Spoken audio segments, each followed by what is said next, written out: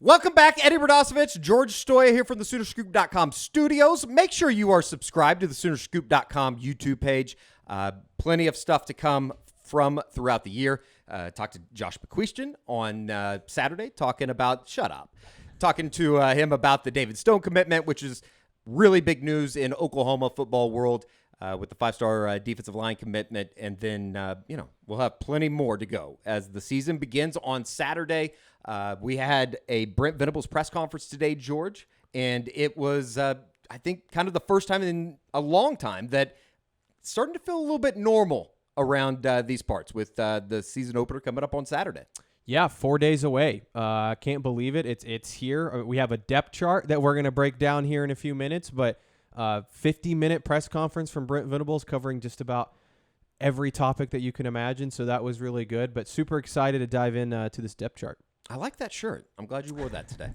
It was it was about 50 minutes today with Brent. It was, I don't want to sit here and say that there was nothing said, because there was plenty that was said, and there's a lot to get into as far as the depth chart goes. I know that was something that Oklahoma fans, it depends on how much you want to put into the stock of a depth chart. I think it is a good kind of key as you go into the regular season on where people are going to be, who can be expected to be a contributor, who had a really good preseason. And one of those guys was Tawee Walker, who I think was probably starting to become maybe the talk of Oklahoma's preseason, George. Yeah, no, he had a really good fall camp. He's a guy that comes from Las Vegas, I believe, is where he was born and raised. Played at a couple different high schools, went to the JUCO route, and played at a JUCO in California. And I actually just spoke to his junior college football coach, and he was telling me about how good he was. He was only there for one semester, played really well, actually had an offer to go to Jackson State and play for Deion Sanders at the time. So I don't know, interesting, but he has been really, really good in fall camp. Not the biggest guy in the world, but super physical. And it sounds like, talking to Brent today, he was just healthy. And you look at that running back room, we know the injury issues with Marcus Major, who's the other listed starter, which, by the way, victory lap for Eddie and I, because we've been saying that from a few weeks now. Talking about it on the Unofficial 40 a couple times. Exactly. I still think he's going to take the first carry. But you look at those other guys, Javonte Barnes coming off the foot surgery back in spring. Gavin Sawchuk, I think, has been dealing with a little bit of an injury throughout fall camp, has missed a couple weeks of practice, has not been full go. So that's opened the door for a guy like Tawee Walker, who's been in the program, played really well in the spring game. And so I do think you're going to see a little bit of him come Saturday and maybe even more this season. I think anytime that you talk about a guy that, is a walk-on, that is still a walk-on and listed as a starter at the University of Oklahoma in a position like running back, it's going to create some headlines. It's going to create, I don't know about controversy, but you're certainly going to get the head ball coach to talk about him, and that's what Brent Venables did today. And he's been really consistent, physical, available, which is your best ability, is availability. He's just been a guy that you can count on. Very, really dependable, tough, physical, does a lot of the little things right, and he plays really strong behind his pads and is always falling forward. So those are the reasons why he's created opportunity for himself. And again, we've had some guys that are limited, here and there, nothing long term, but that's created opportunity for him. He's taken advantage of it. I think that's the biggest thing, not an indictment on really anybody else, other than it's a statement to really what he's done with the work that he's put in and his productivity with the opportunities he's been given. And Eddie, we'll hear from Tawee tonight, it sounds like, after practice, so I'm sure that interview will be interesting to hear kind of about his story. But I know, talking to some of the defensive guys, he's one of the more difficult players to tackle in practice. I think Danny Stutzman has said that, Jaron Kanik as well. So he's a guy that he might be a walk-on, but he's a kid that has some talent. And I'm not saying he's going to be as good as this guy, because obviously this is one of the best players in OU history, in Samaje Perine, but that's kind of the look at him. When you look at him, he's kind of short, stocky, has, those huge legs that are able to run over people. So I don't know. I think he gives them a little bit different pace than maybe some of these other running backs. Always falls forward. That was kind of something that stuck out to me from Brent Venables, as you just heard on Tuesday. outside of that, George, we'll move on from running back, but, Marcus Major, certainly a player at that position. That's somebody that Jeff Lebby's been talking about almost every time that he has an opportunity to talk about the running back position. And I think that there's a lot of people that look at what Oklahoma was able to do with the two true freshmen a year ago in Javonte Barnes and Gavin Sawchuk in the bowl game, and you say, how the hell are two guys that rushed for 100 yards against Florida State in the bowl game, first time since I believe is like 1984, not in that too deep? Listen, it's all going to come together. All these guys are going to get opportunities, I think.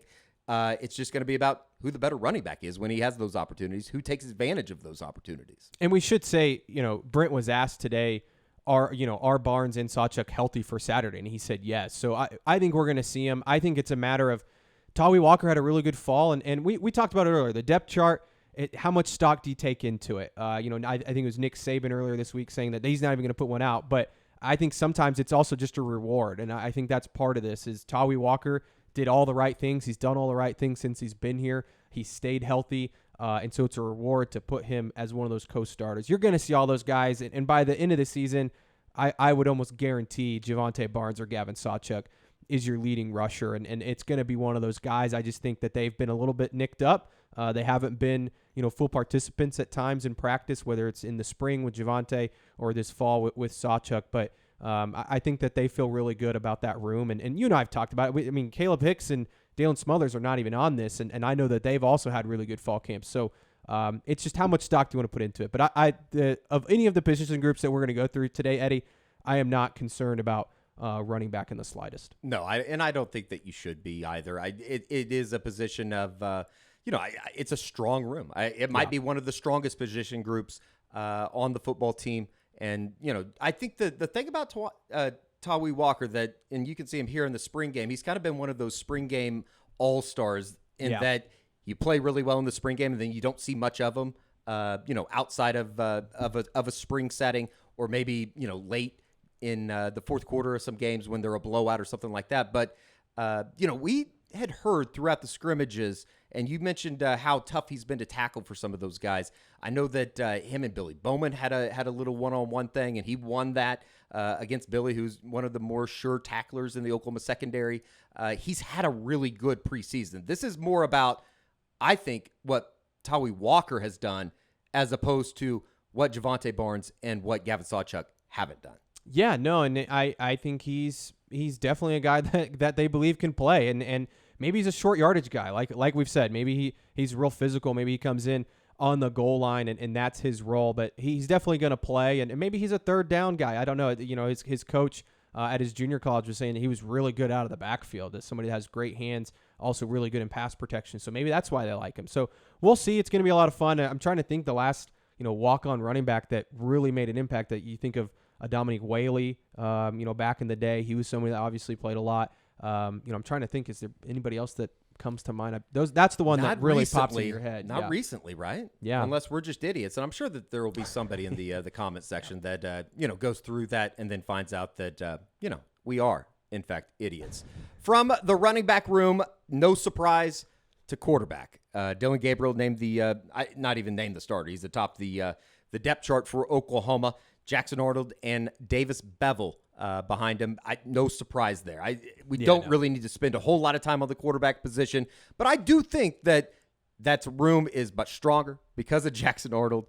And, it's going to be super, super interesting as far as the way that this Oklahoma offense evolves with Dylan Gabriel, all of that experience. It's something that, you talked about at post-practice on Monday with Dylan. And Jeff Lebby mentioned it on Monday as well of Arkansas State week that, they're not going to come out and say that they're going to run him a ton, but I do think when this offense has been moving well under Jeff Lebby with Dylan Gabriel at the helm, there is at least a small, portion of the offense that makes you think maybe he might do something with his legs. Well, and I think it's about being less cautious because I think at times last year, especially towards the end of the year, better said than I. Yeah, it's one of those things about after that Texas game, they clearly knew they had an issue at quarterback, and they knew before the Texas game, but afterwards trying to keep Dylan healthy was obviously a priority, and I think that's not going to change this year. They want to keep him healthy, but maybe they let him play a little bit more free. I think that was the word that Jeff Lebby used. Dylan Gabriel talked about it a little bit too. And the honest truth is they're going to get Jackson Arnold in the game. And I know everybody wants to see that. I think it's going to happen, and it's not going to happen when they're up, 40 points on Arkansas State on Saturday. Like, it could happen on the third drive on Saturday, and it's a 7-0 game. I think you're going to see that stuff play out. I think you could see it in Cincinnati. I think that there's a chance for him to get in, a real road environment. So I think they're going to find ways to play him because they want to get him experience. Brent Venables talked about that today. They know Dylan Gabriel's not going to be back next year. Jackson Arnold is the guy in 2024, and so you want to get him those real snaps, those real game experience. So you're going to see Jackson Arnold this year. I just think it gives you a lot more confidence that if for some reason Dylan were to go down, or maybe he's not playing well, whatever it is, you do have a guy that is uber talented behind him. I think that there's a lot of Oklahoma fans that are almost kind of clamoring for some type of Jackson Arnold package. Yeah. And, how much they would use that in the non-con as opposed to maybe breaking it out on the road against, Cincinnati or, obviously the Cotton Bowl. There is different ways that they can kind of fit this thing in, and it's just going to be fun to see him kind of, I think, get a lot of experience. You hope not too much experience because what does that mean for the overall, big picture portion of the season? But he is going to play, and he's going to be a big part, and maybe not a big part, but he is going to be in some facet, some type of depth for Dylan Gabriel if everything goes as planned. Yeah, and we didn't even mention Davis Bevel, which maybe we should just go to the next position. But yeah, I don't know if Oklahoma fans, God love him, love Davis Bevel as a human, but I don't know if Oklahoma Team 129 wants him to be taking any snaps anytime soon. Because that would probably mean that something has happened to Dylan Gabriel and Jackson Arnold. Yeah. Which, not a good situation. I have a little bit of eligibility left. Who's going to be catching footballs from Dylan Gabriel and or Jackson Arnold? That was kind of, it's been a position that we've talked about quite a bit as far as the wide receiver group, who competitive depth, who's going to be that guy outside of the Jalil Farouk, Drake Stoops, Gavin Freemans of the world that's going to kind of, find a role in this offense. Jeff Levy talking about it again on Monday as far as 6 or 7 guys that they want in that rotation. What was kind of your overall main takeaway? I'll let you think about that as we go through the wide receiver depth chart. At one wide receiver position, it's Andrell Anthony and then LV Bunkley Shelton or Jaden Gibson. At the other wide receiver position, Jalil Farouk, Nick Anderson, DJ Graham. And then over at the slot position, Drake Stoops, Gavin Freeman, Jaquez Petaway. Brennan Thompson not listed on the 2 deep today. We know that he's been injured throughout the preseason. Just, George, kind of your overall takeaways from what the wide receiver position looks like now that we see it on a 2 deep. Well, I think you have to start with Andrell Anthony. He's a guy that we heard has really stood out in fall camp, was really good in the scrimmages, caught multiple touchdown passes, a guy that can really stretch the field. You're going to see a lot of him this year, and this kind of solidifies that. I think you look at a Nick Anderson, it looks like he's going to play a lot. Had a couple touchdowns during scrimmages, yeah, right? He's become a one of those targets that's been a favorite of Arnold's and Gabriel's throughout fall camp. He doesn't have an or next to his name, whereas Jaden Gibson does with an LV Bunkley Shelton. So does that mean Nick Anderson has a little bit leg up? Who knows? And then the one that I would say is a little bit of a surprise, I thought Petaway might be higher. Now they have him in the slot. I think he's a guy that they can kind of move him outside, inside. You're going to see him play some different spots, and we'll get into the tight end room in a second. But I think you're going to see some 4 wide sets because they don't have a ton of tight ends. And so, what does that look like? If you have 2 on one side, 2 on the other, maybe you play both a Petaway and a Freeman, or you put a Petaway on the outside, whatever it might look like. I think that's something to not be concerned about. And then, you know what? A good name to see on there, Eddie, DJ Graham. I know he's third string behind Farouk and Anderson at one of the spots, but to see his name on there, I think is a good sign. I know it sounds like he's been maybe a little bit banged up throughout the fall, but seems like a guy that maybe gets in the rotation. And again, they said they want to play about 6-7 guys. I think that you're looking at a DJ Graham, Petaway, Jaden Gibson, LV Bunkley Shelton fighting for those last maybe couple spots, whereas it feels like Farouk, Anderson, Stoops, Freeman, and Anthony kind of have solidified those maybe 5-6 top spots, and then there's maybe one more that you add in there. And it's going to be interesting to see, a Jaden Gibson I know that's been a name that's been thrown out there. What does he look like? How many, opportunities does he get? And again, I think they say 6 to 7. I think you're going to see like 9 or 10 on Saturday get a chance. It does, and you got to be cautious about what you're really going to believe from a depth chart. They're going to have to go out and make plays on Saturday. They're going to have to catch the ball on Saturdays when they get that opportunity. But it was, I guess, in a way, good to see that the depth chart kind of meets up with what we had heard about Andrell Anthony, right? Yeah. Oh, yeah. I mean, he's a guy that I think he's going – here's my bold prediction. I think he's going to lead the team – and I don't even know if this is a bold prediction. He's going to lead the team in receiving yards this year. Interesting. I think he's a guy that is the big play guy, sort of like what Marvin Mims was last year, the deep ball. He's going to be that. We know Dylan Gabriel, that's a strength of his, is throwing the deep ball. I think that Anthony's going to be the guy that leads the way. And I think it also was good to see Jalil Farouk. He's a guy that we talked about. We haven't heard his name a ton, but what does he look like? What does his role look like? But I'm all aboard the Andrell Anthony train. I think he's going to be a guy that contributes a lot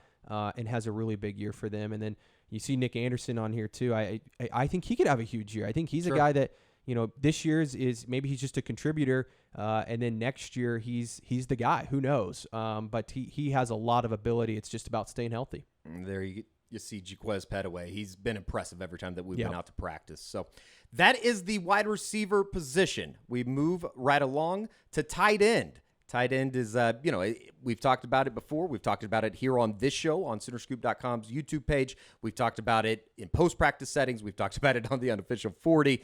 It is a interesting position group with, Austin Stogner coming back from South Carolina to lead the way, followed by Blake Smith, Josh Fanuli.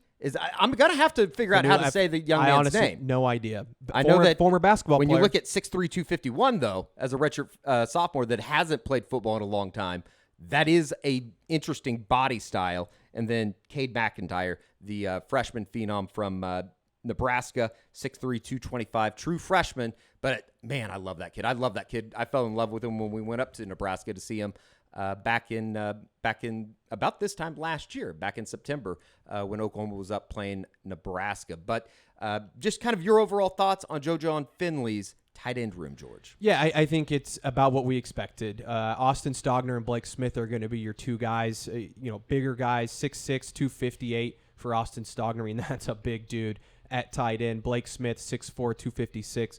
Those guys have the most experience. They've played college football. Obviously, Blake Smith coming from Texas A&M. Interested to see what he can do in the passing game. I think he's more of a blocker, but we saw him with the one-handed catch, I think, in the spring game for a touchdown. Austin Stogner, we know what you're getting in him. Can he be a short yardage guy, maybe 5 yard out on 3rd and 4, those kind of things, a goal line guy.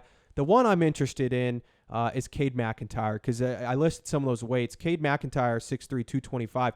He's more of a guy that I think kind of fits that Grant Calcaterra role. Maybe you split him out. He's a guy that can make some plays in space. Maybe he can be that tight end that they've had in previous years where he can go and make some different plays. I know he's a fast guy for his weight. There he is right there, number 19. Yeah, I think he looks great. I think he's a guy that could maybe be a surprise contributor on this team. And we've said it before, Eddie, they're going to have to play these young guys. Yeah. They are, because they just don't have enough bodies. One name missing from the tight end group, I said Nick. I don't know why I said Nick. I'm Eddie. Yeah, I know. I was thinking of my brother, I guess. Is Jason Llewellyn. Do I remind you of your brother? Do we have the same qualities? Yes, a little bit. Interesting. Yeah. All right. Maybe it's the Catholic thing. Yeah, he is Catholic. I don't know why I said that. But anyways, Jason Llewellyn, not on the tight end depth chart. Interesting. He's listed down here on special teams. I don't know if you saw that as the third string long snapper, but he's not on the tight end depth chart. I don't know, Eddie. I know he's been a little bit banged up, but that's a guy that you thought maybe this could be a year. I mean, the window's there to be a playmaker, but just he did. I guess he hasn't performed well in fall camp. I don't know why he's not on there. From the tight end room, which is going to be fascinating to watch come together for Oklahoma all season, is an offensive line unit that we've talked about time and time again. We, loved Savion Bird and everything that he said a week ago when he dropped the soundbite of maybe the preseason. But, I was super interested. We've talked about the starting five. Walter Roush at left tackle, Savion Byrd at left guard, Andrew Raym at center, McCade Matower at right guard, and then Tyler Guyton at right tackle. Those are your starting 5. George, I was super, super interested to see kind of what those decisions were going to look like in the interior as well as outside at tackle when you start talking about depth. Yeah, I think we all knew what the starting 5 was going to be. It was pretty clear, honestly, from day one. As long as Savion Byrd put the weight on that he needed to, which he did, he was going to win that left guard spot. He sounds like he's had a great fall camp. But you look at the guys, at tackle.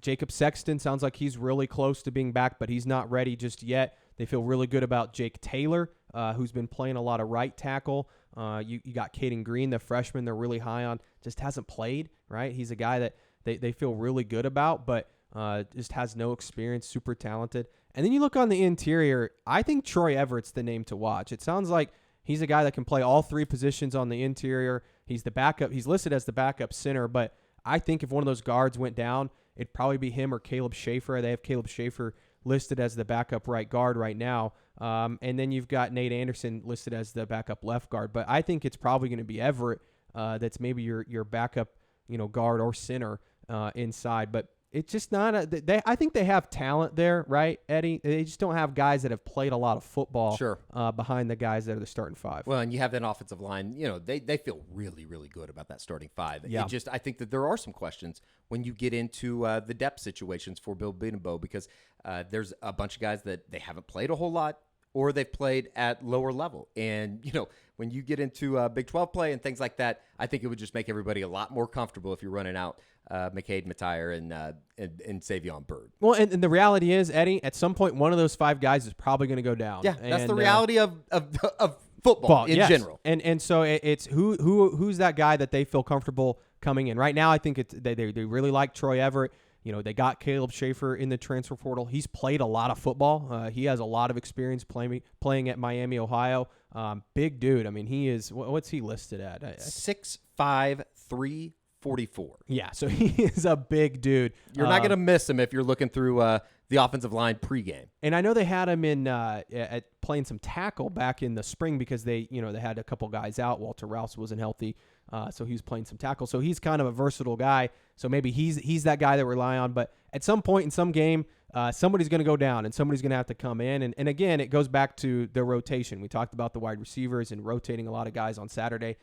I think that's going to happen with the offensive line. I could see a situation where they run out there on the 3rd series and it's a whole new group of 5 and maybe it's Jackson Arnold at quarterback. Like I think those are the things you're going to see them try to get these guys experience. They did that some last year in games. I think you're going to see that again just because they want to get these guys some real game experience. It's a great time to join Soonerscoop.com. We are running actually a promo for new subscribers, a kickoff sale, 50% off first year. Go to Soonerscoop.com for more information. That is a 50% off first year for new subscribers on Soonerscoop.com with On3, a great product. It has been a lot of fun to be a part of since we've made the move over there. And, truly can't wait until the season begins because that means a lot more coverage of Oklahoma football. As far as the defense, we've wrapped up everything on the offensive side of the football. Let's jump into the defense, George, and a position that I think that we have talked about quite a bit. It's a position that Brent Venables talked about. Oh, and by the way, Jacob Sexton, Brent Venables did say on Tuesday at his midweek press conference, Jacob Sexton is very, very close to getting the green light. In fact, if they were playing in a national championship this week, I kind of imagine they would go ahead and green light him. But that's a situation that they've been very cautious about, and for obvious reasons. Him coming off the ACL injury before the Cheetah Bowl, everybody knows the story there. But good news on Jake. Defense. It's a position group that Brent Venables has near and dear to his heart, and we found out today that what did he use? What was the term that he used for Danny Stutzman and Jaron Kanek? Didn't he call him like not Bash Brothers, but it was something along those lines? Frickin' frack. Frickin' frack. There it is. And they're going to be starting alongside each other. Jaron Kanek has won the Mike, position battle over Connor Neer, Kobe McKenzie, or Phil Picciotti. Danny Stutzman, Kip Lewis, Lewis Carter, which I thought was kind of surprising, ahead of Shane Wider, as well as Owen Heineke. Shout out Bishop from Kelly. I was going to say, isn't he a Kelly. Bishop Kelly guy? He's on the depth chart, baby. Very good. That's a win. Just watching practice, maybe he's a guy someday. I don't know. I probably special teams. Okay. I would assume maybe a kickoff well, or something. Remember that, everybody up at Bishop Kelly. I'm on the Owen Heineke experience, and George has just basically put him out for Wolves. Just as far as linebacker overall, Mike and Will, I know that there had been a lot of discussion about where they're going to play guys, who was going to be that guy opposite Danny Stutzman. In a weird way, I'm almost kind of happy that it goes down this way because I think it does mean positive for Jaren Cannett. Yeah, I mean, Jaren has had a great fall camp. He's a guy that you saw last year. They kind of moved him around, played some Cheetah, played some inside linebacker toward the end of the year, and just wasn't ready. As a guy that didn't play linebacker in high school. He'd never played the position before. Brent talked about that today and just the growth that he's had in the last year. They feel really good about it. I know there was some talk about Danny Stutzman working at some Mike, which he did in fall camp. And that's, because what if a Jaren Cannett goes down and you want to move him over? And I think that's also because Kip Lewis has had a really good fall camp. And I don't know if you want to get into Kip just yet, but I think he's a guy that you're going to see play a little bit just to give Danny some rest off. But Jaren's had a great fall camp. And I know that Brent also, he talked at length today, just that entire linebacker group, how much depth they have there and the growth that he's seen from a lot of young guys, whether it's Canick or Kobe McKenzie, Pachotti, Kip Lewis. Those guys have really taken a big step. I'm right and there. Just tremendous. It's one of those graphs. And there's been, some, it's in the green, for some small dips along the way, but he literally had no foundation. He's just a skilled player that, again, I bet you it was maybe 15 plays that I evaluated on defense that he just blitzed off the edge. Maybe not that many. And so that's not, an indictment on anyone, but he just had a lot that he didn't know. Talking about the first time, there was a lot of first times. And to get in a stance, where do I put my eyes? What foot do I step with? How do I know the difference between run and pass and a screen and a boot and a power and a counter and a, RPO?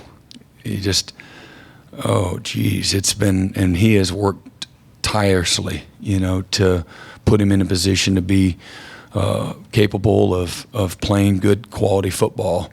And he's nowhere close to what he's going to be. It's a young group. Brent Venables talking about Jaren Canick today, and I think that we joke about it with the Church of Canick, but this is kind of his time. This is his time to come of age as he gets this opportunity with the start. Yeah, and I think he's going to have a big year. I think he's a guy that has all the capability in the world. Obviously, super athletic, a guy that can do a lot of different things, run sideline to sideline. And, at that Mike spot, you're calling the defense a lot of the times. I mean, you're the one communicating. I'm sure that that'll be also handled with Danny as well. But, he's a guy that it sounds like mentally it's getting there. It's almost all there. And Bernie even said he's going to get a lot better within the next year. So excited to see his development. I know they feel really good about Connor Neer, too. He's a guy that, came in from Ferris State. He's somebody that I think they feel comfortable with if he were to play. And I think they're going to rotate guys. We keep saying this, but I think they're going to rotate guys. They want to get guys a lot of snaps. You heard it all offseason. They played the third most defensive snaps of anybody in the country last year in FBS. I think being able to get guys like a Danny Stutzman some time off and be able to have a series off is only going to improve, as the season goes on. And when you get in those close games in the fourth quarter, having other guys that you can have come in and be fresh, I think is going to be super important. We've talked about the Mike position. We've talked about the Will position. The Cheetah position, it's always going to be talked about under Brent Venables. It was good, I guess, to at least get an idea of where that thing is. Justin Harrington listed as the starter, followed by Deshaun McCulloch, as well as Samuel Omosigo and Shane Whiter as well. We talked to Justin Harrington on Monday night, and what a lovely interview. It seems like he's a great kid. Brent Venables talked about him today at the press conference, which you can see right here on Soonerscoop.com YouTube page, all 50 minutes of it. It seems like the lights turned on for him, George. What do you make of the Justin Harrington experience? And he's also been named a team captain for game number 1 against Arkansas State. what a unique career path for him. I mean, for him to, leave the team there for a little bit, I think enter the transfer portal in the middle of the season, Lincoln Riley's last season in Norman. And then for Brent to invite him back as a walk-on, he works his way up. He's the backup at Cheetah, doesn't really play a meaningful role last season behind Deshaun White. And now all of a sudden he's going to be a team captain in week 1 and play one of the most pivotal positions on this defense. I think it speaks to, Justin's ability to stay confident in himself, mentally pick up the defense and understand it. Physically, he looks fantastic. I mean, we've all said that. It's been a storyline for years now with him. He's a guy that looks like he can be a superstar. It's just, can he put it all together? But for him to have the mental fortitude to stick with it, not leave the program, and also I think it speaks to Brent Venables and this staff, believing in someone. I know Justin talked a lot about that last year, how appreciative he is of Brent for believing in him. He said it on Monday night. Yeah. As far as how he said he goes up to him every day and basically thanks him for letting him back into the program. Yeah, and I think it just, again, speaks volumes to Justin's character as well as Brent's.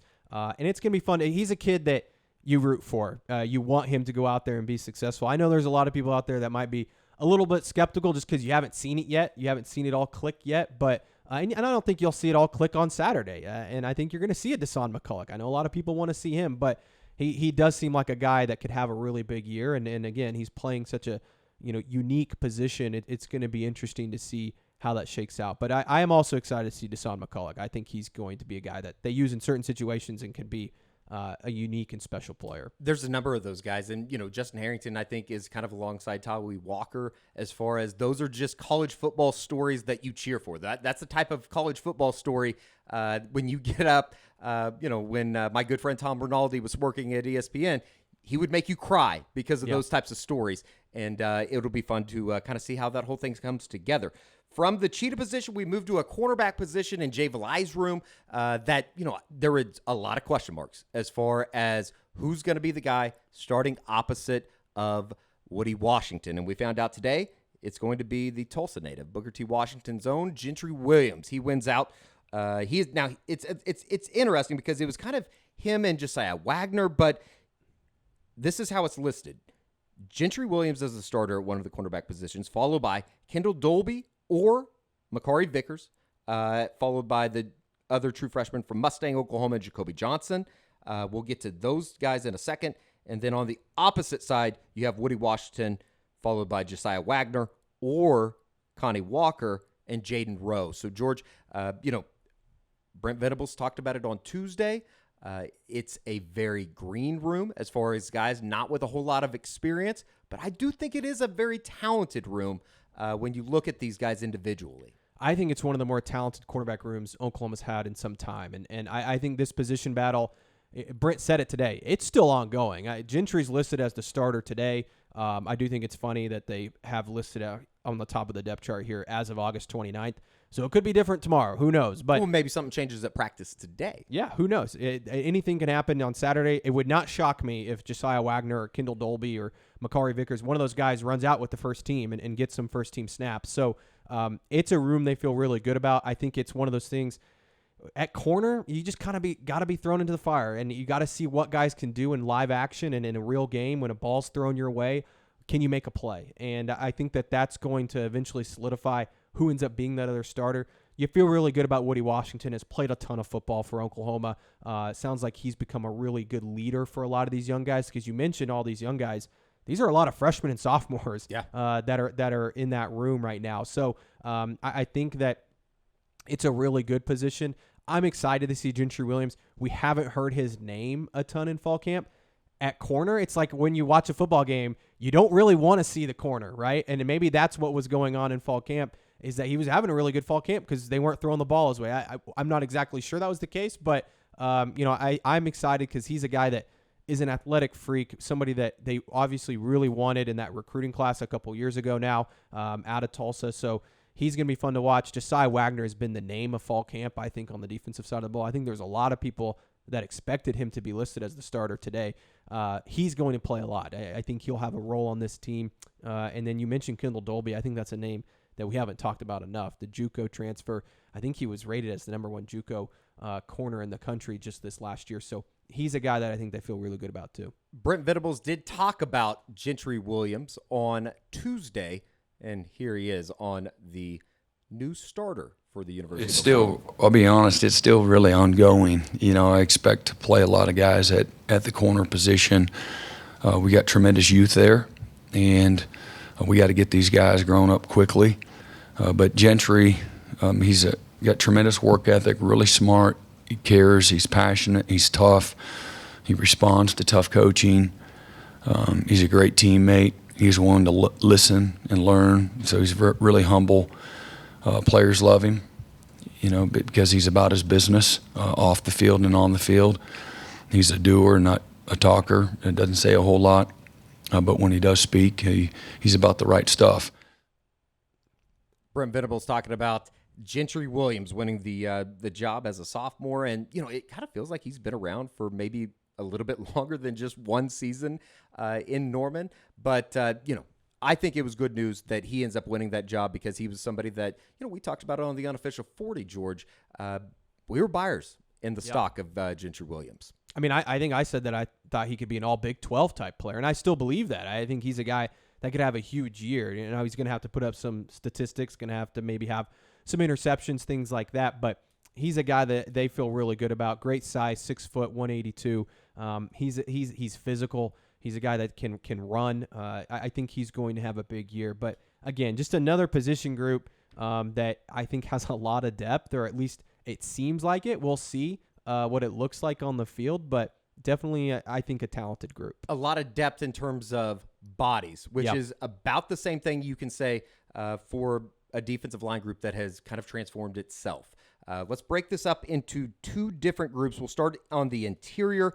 Jonah Laulu sharing, I guess, technically or starter responsibilities with Jordan Kelly, followed by Jacob Lacey, Grayson Halton, or David Sears. And then at nose tackle, you have a couple of incumbent guys in Isaiah Coe, followed by DeJoun Terry, the Tennessee transfer, who I think we have talked about quite a bit at 6'3", 321, followed by Kelvin Gilliam and the true freshman, Ashton Sanders.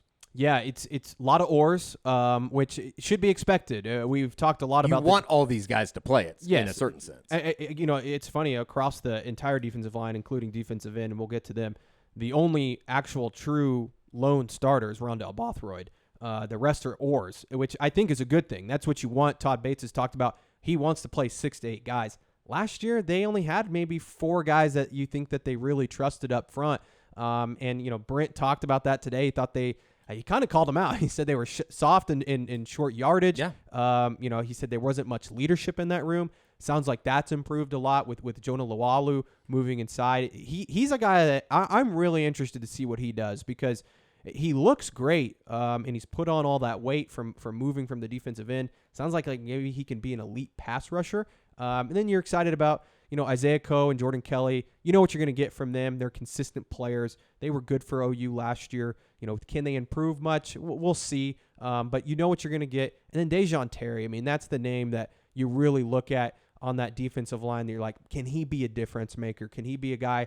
Oklahoma hasn't had a guy that big in some time. And I think it's interesting. You look at the weights on some of these guys, I think 3 or 4 300-pounders. And you look at the roster, 2 years ago in 2021, and they didn't have any on that depth chart. So they're obviously a lot bigger, and I just think that they have more bodies. I mean, when you have Grayson Halton and Davon Sears here, listed as the 3rd and 4th string guys, those are 2 guys that I heard had really good fall camps. So for them to be 3rd and 4th string, you got to feel good about your depth. You also look at we talked about the young guys at corner. This is more of a veteran group on the defensive line. I mean, you got redshirt senior Jonah Lawalu, redshirt senior Jordan Kelly, redshirt senior Jacob Lacey, who we'll see if he's available. You've got Isaiah Coe, DeJoun Terry, both redshirt seniors. So you've got a really veteran and experienced group up front. Philip Pea is not on there. I do think we'll see him at some point. I don't know how healthy he is, but I think you got to feel good about your depth there. We'll see. They don't have a superstar, I don't think, on the interior defensive line, but it is a group with, I think, at least more bodies, which you need. There you see the big DJ Terry. He is a large human. From the defensive tackle group, we move to the defensive end group. And you can't talk about the defensive end group, as you said, George, without talking about the two transfers. You have Rondell Bothroyd coming in from Wake Forest, as well as Trace Ford coming over from Oklahoma State. Which was interesting. It was awkward for a lot of people that live within the state border, especially Oklahoma State fans. I don't know if he's turned in his letter jacket, though. That will be interesting to kind of follow as we continue on throughout the season. Rondell Bothroyd listed as a starter. R. Mason Thomas, somebody that flashed as a freshman a year ago, returns as a sophomore, listed second behind Bothroyd, and then P.J. Adebawore, who everybody knows about. That fills out one of the defensive end positions, the former five-star, it's only a matter of time, right, George, when you talk about P.J. Adebawore. And then on the other side, you have Ethan Downs, Trace Ford, Reggie Grimes, Marcus Stripling, and Taylor Wine, who, I don't think got all the attention when he was part of the 2023 Oklahoma recruiting class. But he's a guy, when you look at the measurables at 6'4", 248, from the state of Tennessee, I think there's a lot of people that like his future. I think it's going to be a while before he really busts onto the scene.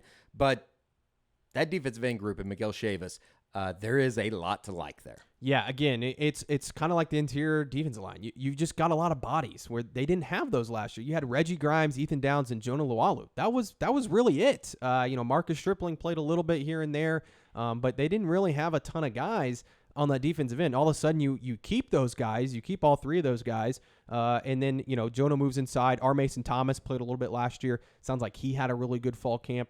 And then you add a Rondell Bothroyd and a Trace Ford and a P.J. Adebawore, and you're like, wow, you've got some real depth and talent there. I mean, I've said it from the start. I think Rondell Bothroyd, of all the guys they got in the portal, he's a guy that I think is going to make the biggest impact from a play-to-play basis. He's somebody that can set the edge. He can get after the quarterback. He's physical. I think he's going to have a really solid year, and you might not always notice it, but he's going to help this group a lot. And then I think R. Mason Thomas is going to take a leap. Going to be interesting to see how they use P.J. Adebawore. I think maybe it's a situational thing early in the year.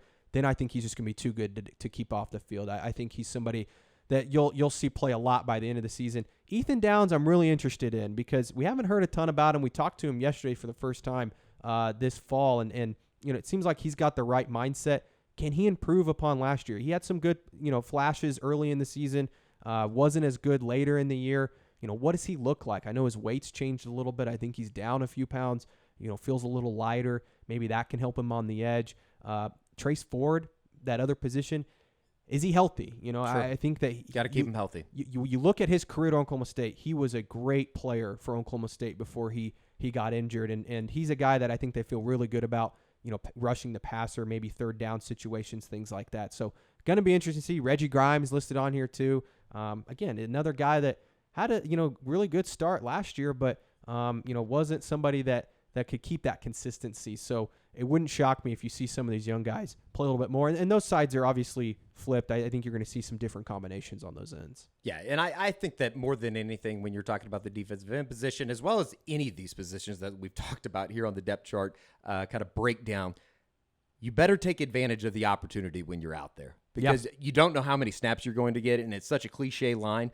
But, for a lot of these guys, you really do need to take advantage because if you don't, somebody else is going to take your job. From the defensive end position, we move to, last but not least, on the back end of the Oklahoma defense.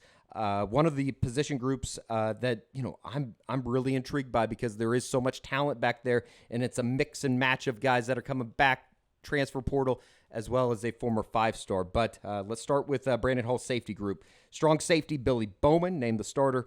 Peyton Bowen, Dave McCulloch there at strong safety, and then the free safety position, Reggie Pearson or Key Lawrence, as well as Robert Spears Jennings, George. Yeah, it's a fun group. I think that it's going to be about can they mesh. I think they have the talent, but what does that communication look like on the back end? You have an experienced guy in Billy Bowman. Can he stay healthy? We'll get to kick return here in a second because he's also looking like maybe he might be returning some kicks, but you feel really good about him. Peyton Bowen backing him up. I wouldn't read too much into that. I think Peyton Bowen can play either safety spot. I think he's also a guy that, they run a dime package. You want an extra body out there, he's going to be in there. I mean, he's somebody that is, again, just too good not to have out there. We saw that in the spring game, is a ball hawk. I think he's going to find his way onto the field. And I think those strong safety, free safety positions are kind of interchangeable in this defense. And again, he can play either or. He told us a few weeks ago he's played 5 different positions. He's going to find his way on the field. So I'm not worried about that. And then you look at the other side, Reggie Pearson and Key Lawrence.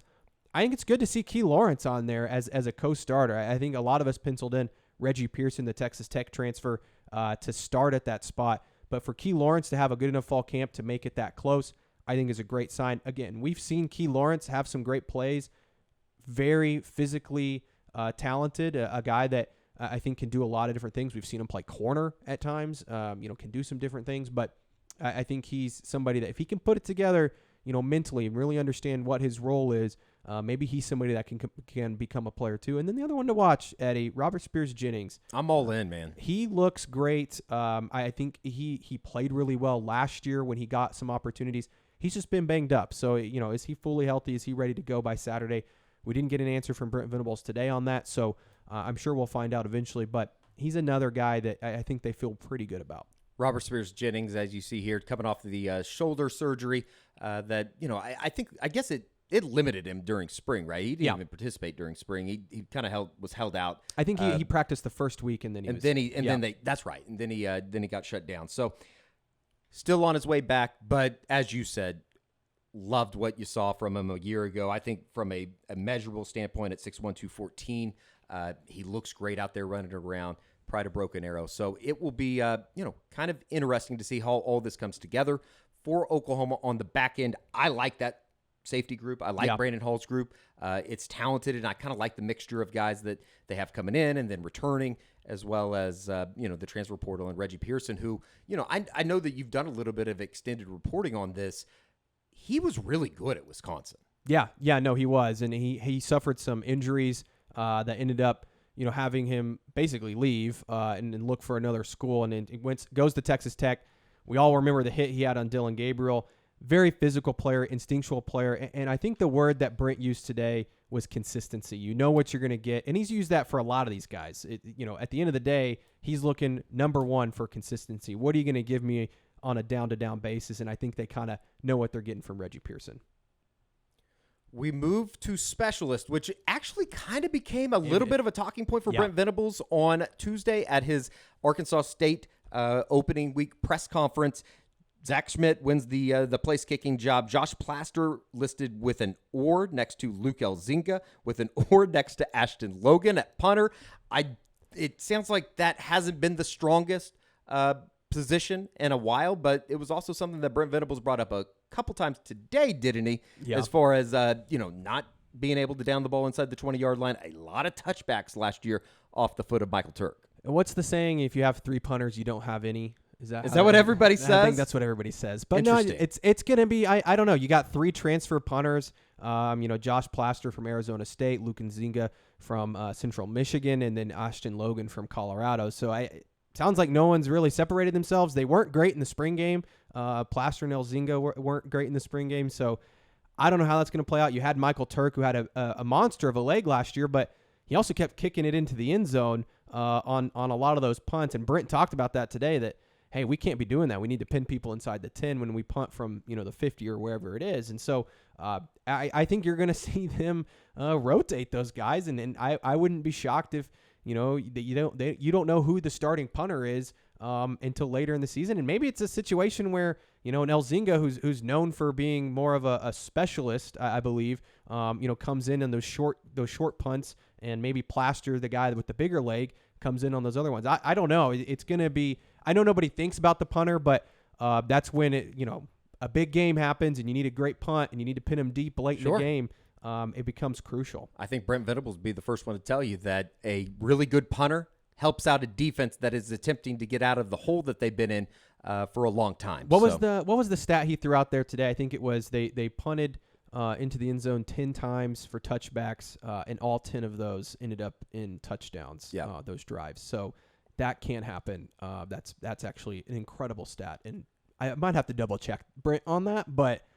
If that's true, I don't know if the head ball coach said it. I think we can put it out there. Yeah, we just got to believe it, They'll be catching snaps from Ben Anderson, who takes over for Casey Keller. And, Casey was so good for so long at Oklahoma. I think he actually broke the school record for games suited up by an Oklahoma player. Wow, I did not know that. And then, so Ben Anderson wins that job. Kick returner. It's not something sexy, and we're not going to spend a whole lot of time on it.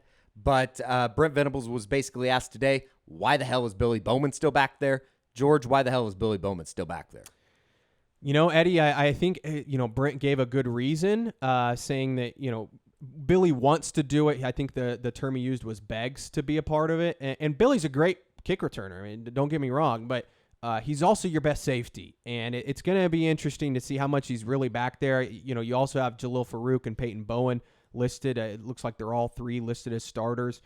So we'll see how much Billy Bowman's back there. I think that it's one of those situations they feel really good about their safety depth. And so they're like, well, you know what? We'll still throw Billy back there. But he did get injured on it last year, and it just kind of you just kind of hold your breath every time this year when he returns one. Whereas, I would love to see a Peyton Bowen. You don't want to get any of these guys hurt, but sure. Peyton Bowen was really good in high school at it. He was really good at punt returning too. But it's going to be interesting because I like all three of those guys returning kicks, but you also don't want any of those guys to go down. Gavin Freeman or LV Bunkley Shelton taking over responsibilities at punt returner for Marvin Mims as he departs for what seemed like forever back there catching punts. Drake Stoops listed third team. Josh Plaster announced as the holder for Oklahoma, trying to join some upper echelon as far as holders go. I think Shout out Connor McGinnis, Carter Whitson, Spencer Jones, Hayes McEachern, Spencer Jones. I mean, Spencer Jones was holder of the year, right? I thought that was Connor. I thought Connor won holder of the year. I'm never going to be allowed back to McGinnis or to Heritage Hall. Now I'm really not going to be allowed back. But yeah, so that's it. That's your two deep for Oklahoma. We will be back. We're going to head back out to practice. I'm particularly interested in talking with Tawee Walker today. Yep. I think that's an awesome story, as well as everything else from the week that is. Oklahoma football coming up on Saturday. As a reminder, make Lindsay Street Great Again merch. Everybody's going to be out there on Friday night getting their spots at 5 o'clock, which is going to be quite fun. Go to SoonerScoopStore.com, 20% off. We did it. Promo code We Did It for any of the Make Lindsay Street Great Again merch. I think if you even order today, you should still be able to get it unless you are way, way, way far, which I know that we've been scoring really well in Baghdad. So for George Stoya, I'm Eddie Radosevich. We'll see you next time here on SoonerScoop.com.